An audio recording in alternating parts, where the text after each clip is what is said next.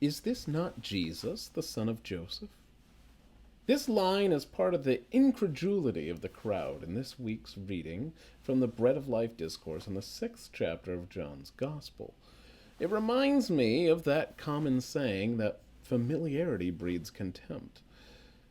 At the very least, the familiarity with Jesus makes the Eucharistic message he's giving exceedingly difficult for the crowd to process and understand.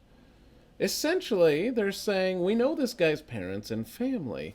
And so, what does it mean for him to say he's come down from heaven?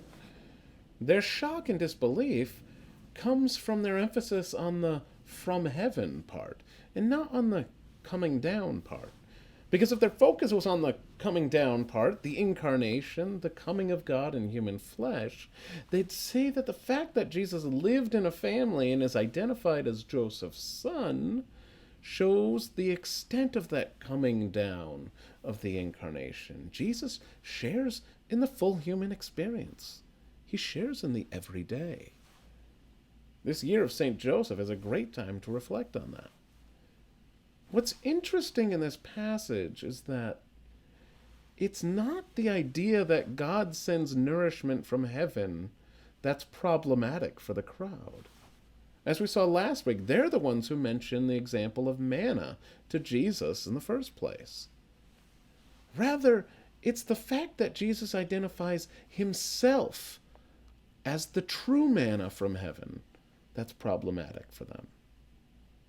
In other words, and this is important for us, the abstract idea of God and even God's intervening grace is acceptable to them as it is to us.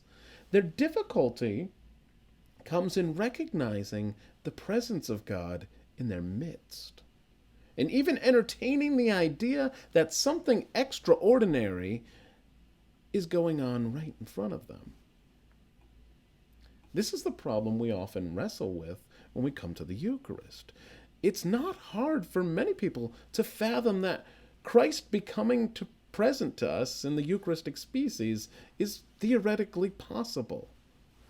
The hurdle for many is rather to recognize that it's not only possible, but it happens all the time, every day. The point of the Eucharist is that Christ's presence is so easy for us to access. The big leap of faith needed for so many in our world, and sometimes for ourselves, is not in believing in God's power. It is in knowing that he uses that power all the time to give us access to him.